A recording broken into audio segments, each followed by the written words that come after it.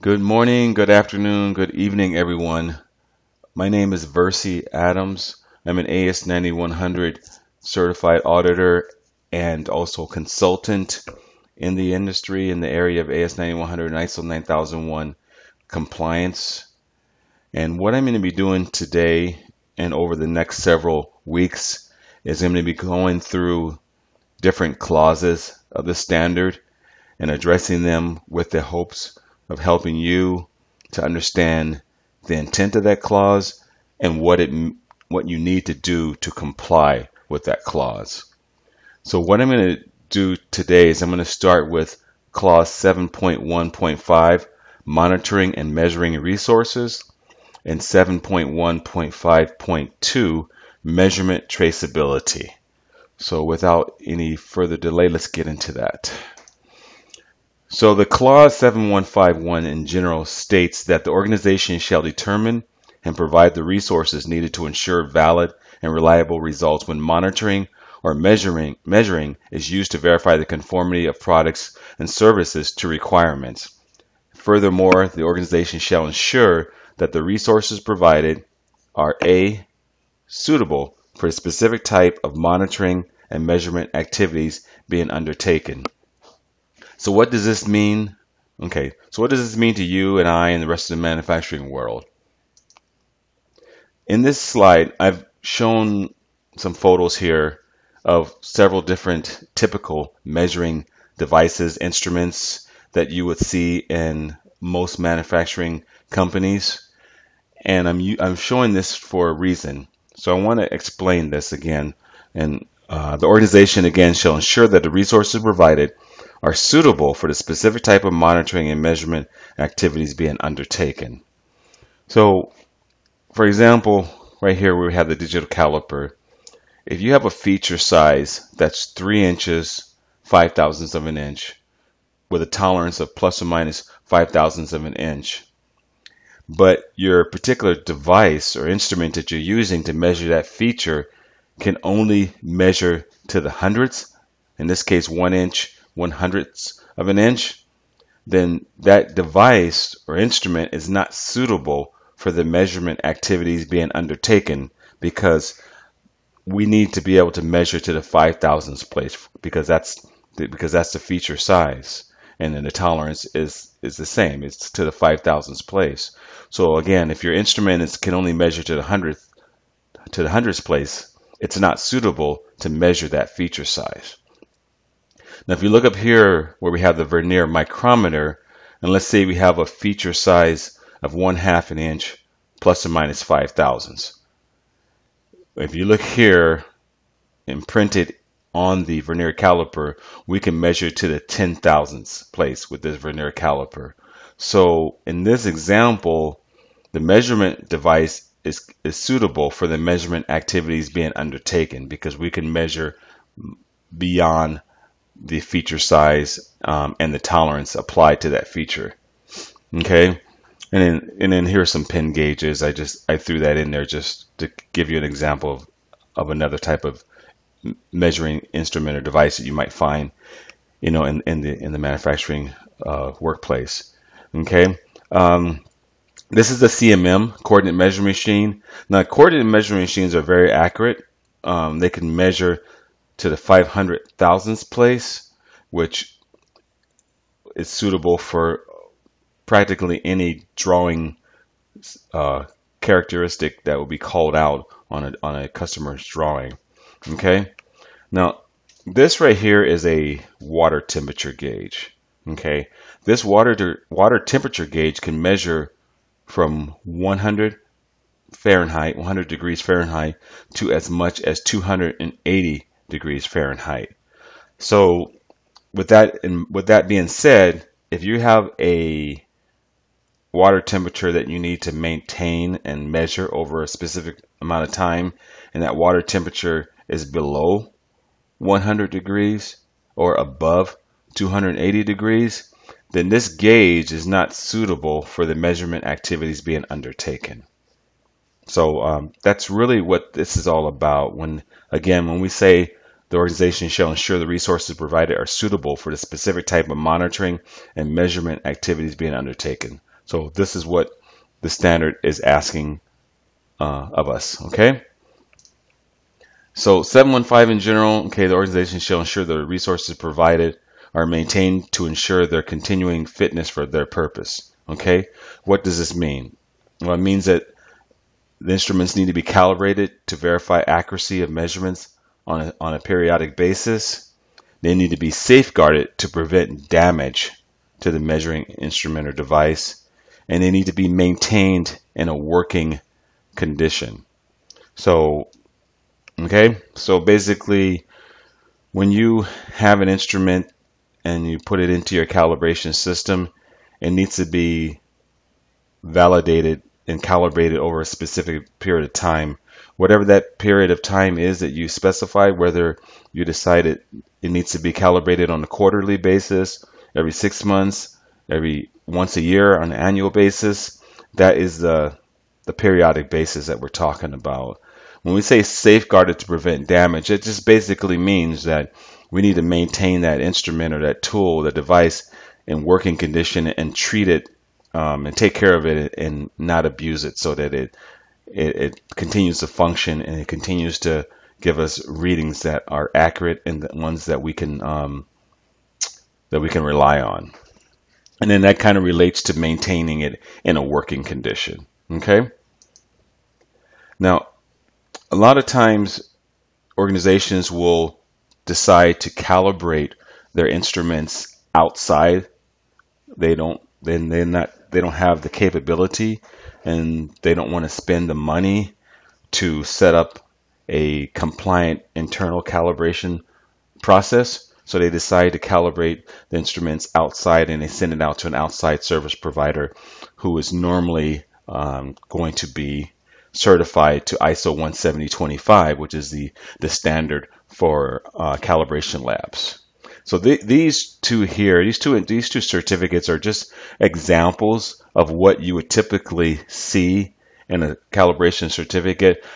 They're going to vary, in format and what they look like, but the basic information is going to be there, such as the standard, what they're calibrating against, the tolerance applied, the actual reading, whether the reading is in tolerance or not, and then you're going to have the date it was calibrated, the date that it's going to be due for recalibration, and typically they're going to have the calibration technician's name and title, and then a signature and what have you. But they're gonna, like I say, they're gonna look different, but they're all gonna pretty much fall within this same format here. Okay. So when we go back to the 7152, when measurement traceability is a requirement or is considered by the organization to be an essential part of providing confidence in the validity of measurement results, measuring equipment shall be safeguarded from adjustments, damage, or deterioration that would invalidate the calibration status and subsequent measurement results. So when you buy an instrument, such as a caliper, a micrometer, as you see here, it's going to come in a case that protects it, and it's used for storing the device when it's not in use. So that is what we want to make sure, that when we're not using those devices and instruments, we want to make sure that we keep them in the storage container that came with them, or some other suitable storage container, so that it's safeguarded and we don't damage the instrument.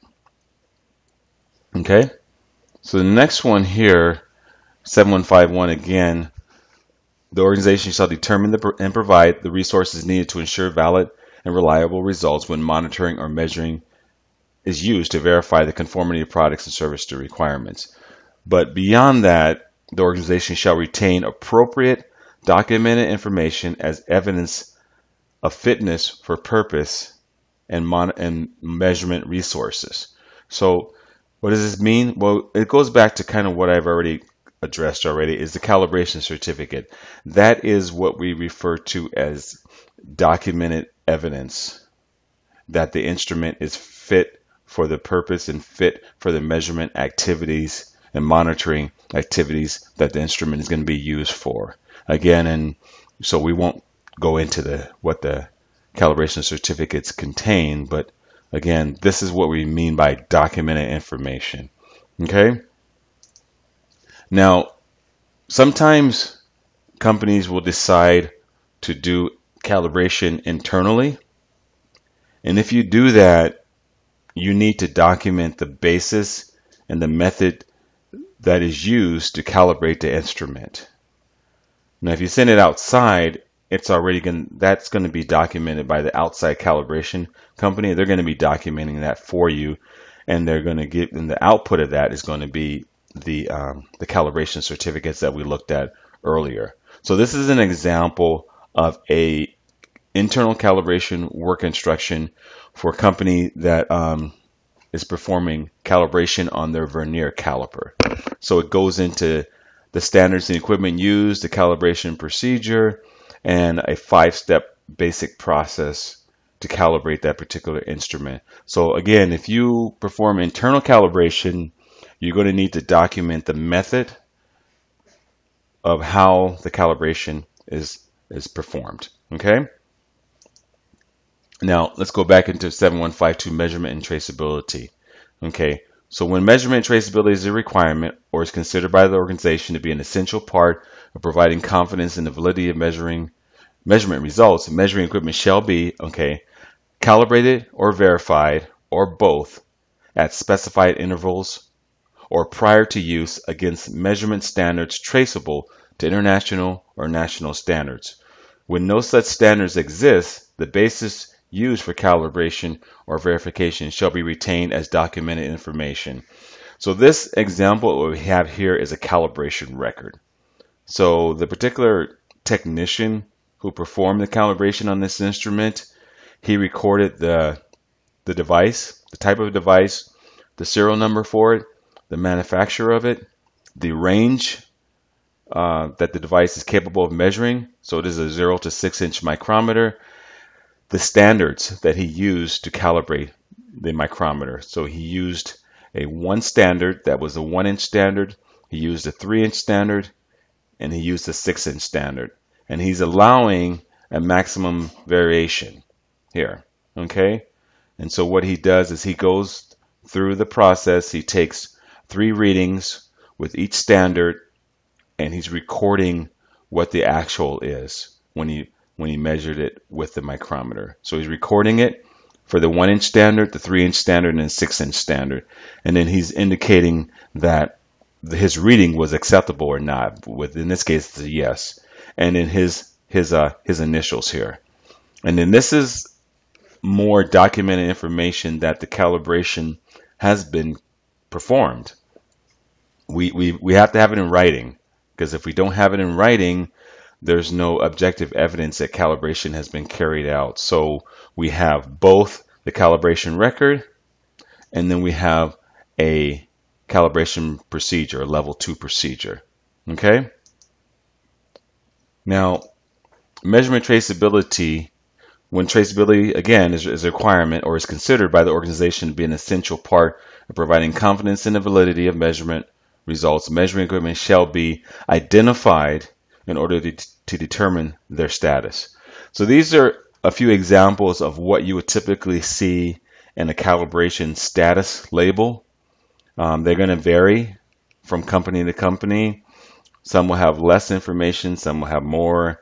But the basic information that we need to see there is we need to identify the device. In this case, appliance ID 001. Okay? In this case, it's gauge ID 245569. And in this case, the gauge ID is 0223E. And in this case, it's a simple F23659.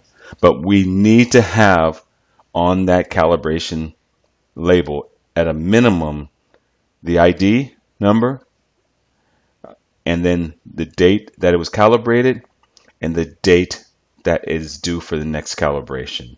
So in this case, it was calibrated June 2017, and the next due date is June 2018, which means we have a 1-year calibration cycle for that particular gauge.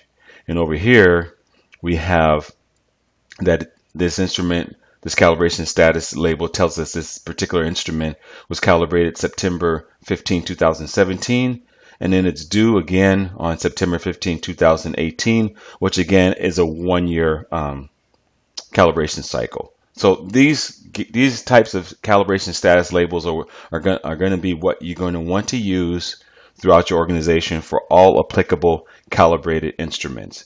Now, there's going to be times when an instrument doesn't need to be calibrated, and you're going to determine that. Your engineering department is going to determine that for what it's used for, it doesn't need to be calibrated, and that it's basically reference only. So meaning when we say reference only, we mean that instrument is used just for a reference purposes, but the instrument is not used to determine if the product is in conformance to the drawing requirements, to the spec, to the characteristic called out on the drawing. It's used as a reference point, but the instruments that are used to determine any particular call out on that drawing is in spec. That instrument needs to be calibrated. Okay, so let's go on further from that. So organizations shall implement and maintain a process for the recall of monitoring and measuring equipment requiring calibration or verification. So organizations shall maintain a register of the monitoring and measuring equipment. The register shall include the equipment type, unique identification, location, and the calibration or verification method, frequency, and acceptance criteria. So the acceptance criteria is going to be on the calibration record that we saw earlier. But in this example, see, this is a typical calibration log or calibration register, as the standard kind of refers to it as. We've got the status here. We've got the equipment type. We've got the serial number of the equipment. We've got the manufacturer. We've got the date it was last calibrated. We have the frequency of calibration. We've got the calibration due date. We have whether it's calibrated in-house or not, the location of that instrument, and then if it's calibrated outside by an external third party, we have the name of the organization here, CMM Systems in this case. So that's why we say in-house here. No, it's not calibrated in-house, which means it's calibrated externally by this organization here. So and then we have the calibration due dates. We've got the frequency. So all of these instruments, with the exception of these two CMMs, they're calibrated on an annual basis. The CMMs called out here are calibrated on a semi-annual basis. And then again, we have them listed here by the type, serial number, the manufacturer. And most important is the location also, because you might have several micrometers throughout the organization. They may be located in several different departments, but they should only have one specific serial number assigned to that instrument. Okay, so this is what a typical calibration log is going to look like, and this calibration log is 100% in compliance with the requirement and the intent of the standard. Okay, let's go on further. Now, calibration or verification of monitoring and measuring equipment shall be carried out under suitable environmental conditions, and we're referring to another section of the clause, which we won't get into that, which is 714, environment for the operation of processes. So what it really says is that if you do calibrate your instruments internally, there is a separate requirement for carrying out the calibration that you need to comply with. And those requirements are stated in 714 of the AS9100 standard, and they're also called out in ISO 17025, which is basically the standard that calibration labs need to comply with and be certified to. Okay, so if you're going to do calibration internally, you really need to take a look at ISO 17025 and read 714, the environment for the operation of processes, to make sure that your internal calibration that you're performing is compliant with the standard and not only just the AS9100 standard, but the 17025 standard for calibration service providers. Okay. Now the organization shall determine if the validity of previous measurement results has been adversely affected when measuring equipment is found to be unfit for its intended purpose and shall take appropriate action. So what does this mean to you and I and the rest of the manufacturing world? So when a measuring device is found to be out of tolerance and are reported on the calibration certificate of having been found as defective or out of tolerance by the third party provider, the organization shall be notified immediately. Okay. Then the QA manager or designated individual shall oversee a study to determine the impact of the out of tolerance device on product shipped. If deemed necessary, a recall may be initiated. The customer possessing the material in question should be immediately notified of the problem, and then this study and the results shall be recorded and placed in the calibration file.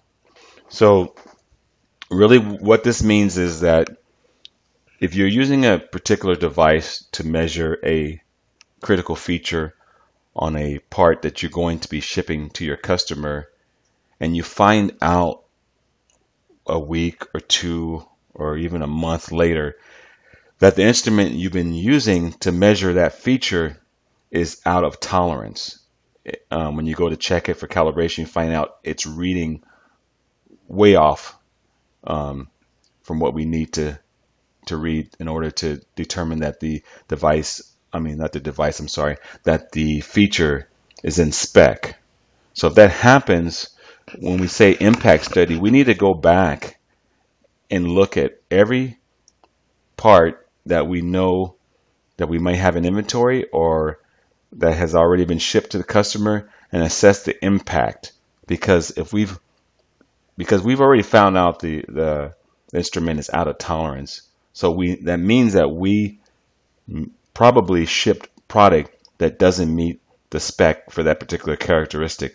And that's where the impact study comes into place. We need to go into inventory, we need to go into work in process, jobs that are already out in production, jobs that have already been shipped, and parts and jobs that have already been delivered to the customer, and determine how much product has been shipped, how much product is in-house, in inventory, in transit, and then turn around and notify the customer and then take corrective action in the way of recall and purging if necessary. So that's basically what that last requirement of the 715 of AS9100D standard is asking us to do in the case of finding an out of tolerance tool that has been used on product that's already been shipped to our customer. Okay, so thank you very much for attending the session. That is everything that I wanted to discuss with you today in regards to 715 monitoring and measuring resources and 715-2 measurement traceability. My website address is here for you, and my email address is here at the bottom also for you. So please feel free to send me an email, visit my website, ask me a question or two, and I will be glad to answer your questions to the best of my ability. But once again, thank you for attending, and I hope that you found this to be educating and helpful for you and yourself and your organization. Thank you very much, and have a great day.